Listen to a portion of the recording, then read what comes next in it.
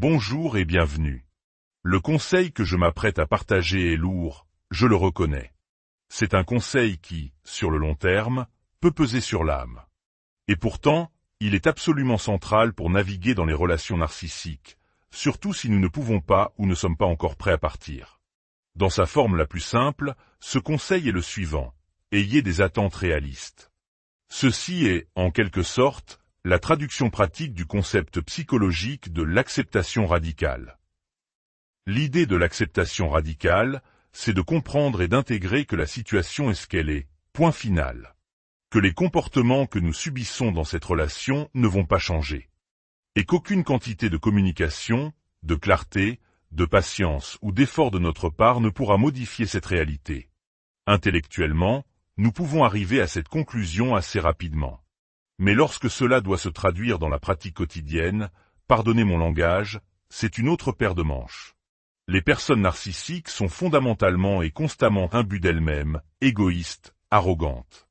Elles ne montrent de l'empathie que lorsque cela sert leurs propres intérêts, ce qui, en soi, n'est pas de l'empathie.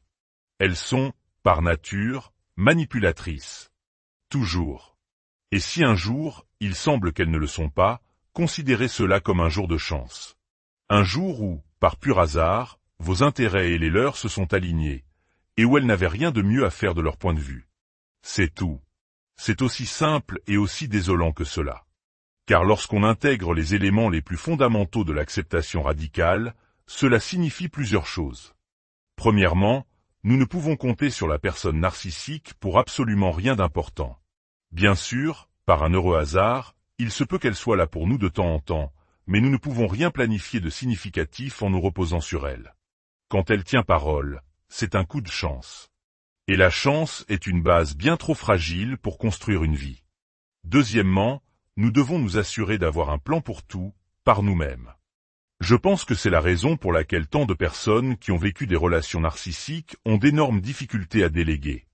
Une personne narcissique de mon entourage m'a un jour qualifié de « contrôle freak », une obsédée du contrôle.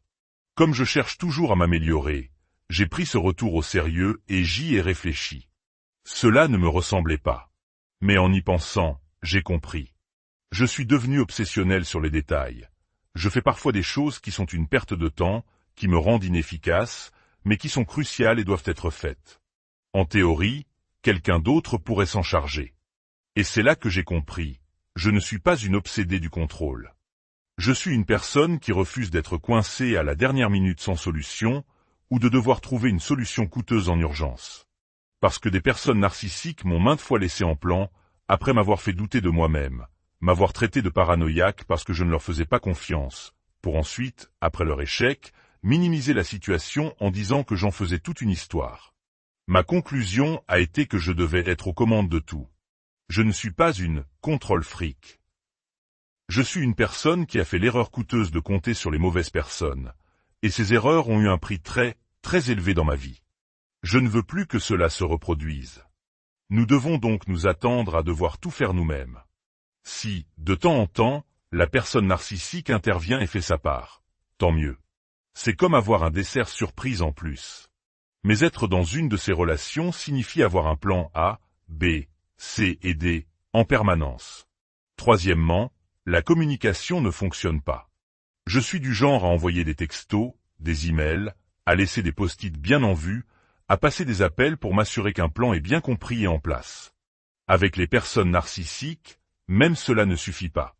Elles se mettront en colère contre vous pour votre insistance, pour votre manque de confiance. Mais si la tâche en question n'a pas d'importance pour elles, elles l'ignoreront. Vos messages resteront sans réponse. Et la chose qui devait être faite ne le sera pas. Votre seul outil, le rappel, est donc inefficace. Votre vie se résume, encore une fois, à la chance. Oh, il est allé faire les courses? Quelle chance! Elle est venue me chercher à l'heure? Incroyable! Quatrièmement, et c'est le plus difficile, il n'y a aucun moyen de réparer cela. Aucun. Si vous insistez trop avec vos rappels, c'est vous qui êtes difficile. Si vous trouvez votre propre solution sans eux, vous êtes passif-agressif. C'est l'éternel dilemme insoluble, et cela brise notre esprit. Tout cela nous prépare à une chose, attendre la déception. Car le fait est qu'une seule personne ne peut pas tout faire seule, surtout quand la vie est complexe. Des enfants, des emplois prenants, des voyages, un foyer à gérer. Les personnes dans des relations narcissiques essaient de tout faire, de tout coordonner seules, mais cela a un coût. L'épuisement, le burn-out. Cependant, la déception est une bête différente. Parce que vous vivez avec eux, travaillez avec eux, voyagez avec eux, vous les croyez quand ils vous disent qu'ils vont faire quelque chose. Vous vérifiez peut-être même plus que la normale, car ils ont déjà échoué par le passé. Puis, on vous critique pour être trop exigeant, difficile, obsessionnel. Alors, vous faites un acte de foi. Vous leur faites confiance. Et si vous avez de la chance, ça marche. Mais si ça ne marche pas, beaucoup de gens déçus dans ces relations se blâment eux-mêmes. J'aurais dû savoir qu'ils ne le feraient pas. C'est moi l'idiote. Mais ils avaient dit qu'ils le feraient. Vous aviez vérifié. Et puis, parce que les personnes narcissiques sont uniquement distraites par ce qui compte pour elles ne le font pas. Et elles vous feront douter de votre perception ou vous offriront des excuses vides de sens. La déception dans ces relations est un double coup dur. Vous êtes acculé, vous devez déléguer une partie des tâches, y compris à la personne narcissique. Vous faites tout ce qui est en votre pouvoir pour que cela fonctionne. Et quand cela échoue, vous vous retrouvez avec un problème qui est peut-être insoluble à la dernière minute, ou très coûteux à résoudre. Ils peuvent vous mettre dans une position dangereuse, ou décevoir beaucoup d'autres personnes. Et il n'y aura aucune communication possible, aucune prise de responsabilité. Ce qui est le plus difficile, c'est que la déception dans ces relations est incohérente. C'est la vieille dynamique du lien traumatique. Parfois, ils font ce qu'ils disent qu'ils vont faire. Parfois même sans aucun rappel. Et cela se produit plusieurs fois de suite. Vous commencez à vous détendre, à baisser votre garde. Et bam! La déception frappe à nouveau. Et le cycle recommence. Et vous vous blâmez d'avoir été déçu par quelqu'un d'autre. Après des années de ce cycle de déception, on observe un épuisement total, un sentiment d'impuissance, une perte de temps, d'argent et de ressources considérables.